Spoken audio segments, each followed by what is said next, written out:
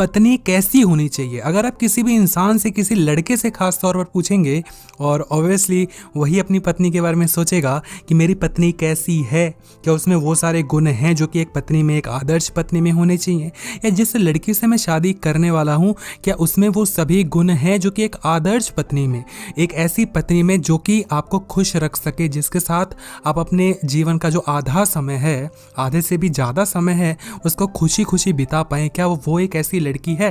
तो हम बात करने वाले हैं चाणक्य नीति के बारे में, जिसमें आचार्य चाणक्य जी ने 4 गुण ऐसे बताए हैं जो कि एक पत्नी में होने चाहिए। तब के ज़माने की बात आज क्यों डिस्कस कर रहे हैं, वो तो तब थी, आज अलग ज़माना है, तो मैं आपको रिलेट करके बताता रहूँगा। सबसे पहली चीज़ चाणक्य जी कहते हैं कि एक पत्नी को चतुर होना चाहिए। जैसे हम बात करते हैं चंट होने की, चतुर होने की, चालाक होने की, तो हमारे मन में बस वो सारी गंदी और घटिया बातें ही आती हैं। ये कि चालसाजी करना, चालबाजी करना, धोखा देना, झूठ बोलना, नहीं, चालाकी का कभी ये मतलब होता ही नहीं है।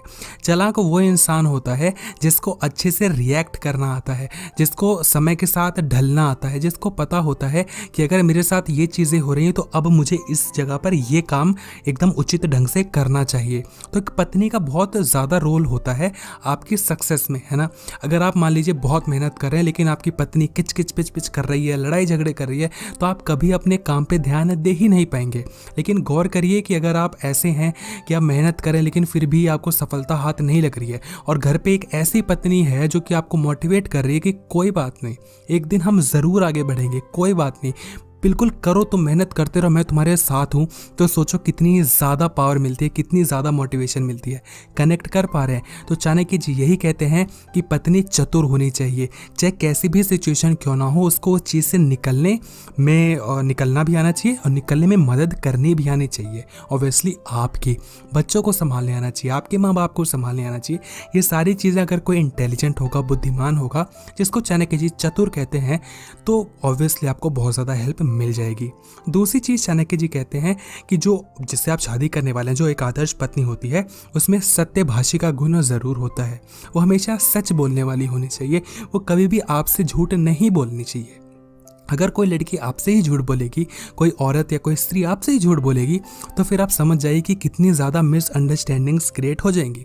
अगर आप कभी रिलेशनशिप में रहे हैं तो आप कनेक्ट कर पा रहे होंगे कि कभी भी एक गैप नहीं आना चाहिए, कभी भी ऐसा नहीं होना चाहिए कि आप कुछ कह रहे हैं, सामने वाला कुछ और समझ रहा है।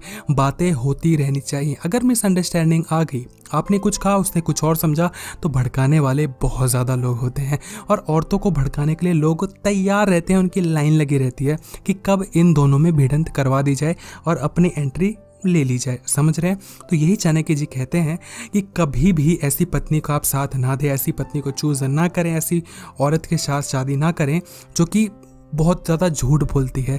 छोटी छोटी बातों पर झूठ बोलना, छोटी छोटी बातों पर गुस्सा करना, चिढ़ जाना और कुछ भी बोलने लगना, बात को इधर की बात को उधर को कर देना, चुगली करना, ये सारे गुण उसमें ऑब्वियसली अवगुण कहना चाहिए इसको, उसमें नहीं होने चाहिए। तीसरी चीज़ चाणक्य जी कहते हैं कि एक पत्नी प्रेम करने वाली होनी चाहिए। अगर कोई प्यार ही नहीं करेगा तो क्या ही करेंगे आप। मतलब ऑफिस में भी उतना सारा झंझट चल रहा है, और आ रहे हैं तो ट्रैफिक में भी किच किच पिच पिच चल रही है, घर पे आए तो भी अगर यही चीज़ देखने को मिले, सुनने को मिले, समझने को मिले, मज़ा नहीं आएगा। तो होना चाहिए ना कि कोई प्यार करे, आपसे बातें करे, प्यार की दो शब्द प्यार के कह दे।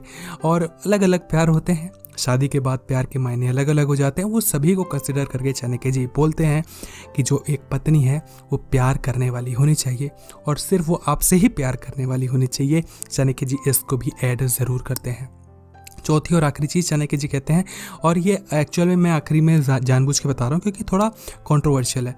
चाणक्य जी कहते हैं कि जो औरत है वो पवित्र होनी चाहिए। जैसे हम पवित्र की बात करते हैं तो उसके अलग अलग मायने निकालने लग जाते हैं लोग। पवित्र यानी कि वो किसी के साथ रिलेशनशिप में कभी नहीं आई हुई होनी चाहिए, उसका किसी के साथ फिजिकल रिलेशन नहीं होना चाहिए।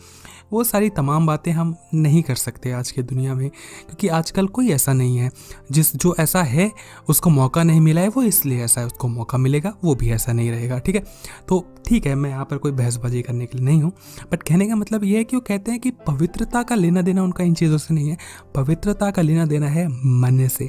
इंसान मन से पवित्र होता है तो तन से भी पवित्र होता है, धन से भी पवित्र होता है, तन मन सबसे पवित्र होता है, हर जगह उसकी पूछ होती है। बस आपको सच्चाई का साथ देना है, आपको पवित्रता का साथ देना है, समझ रहे हैं? तो औरतों में ये एक जो आदर्श स्त्री होती है, आदर्श पत्नी होती है, उसमें ये सारे गुण ज़रूर होने चाहिए।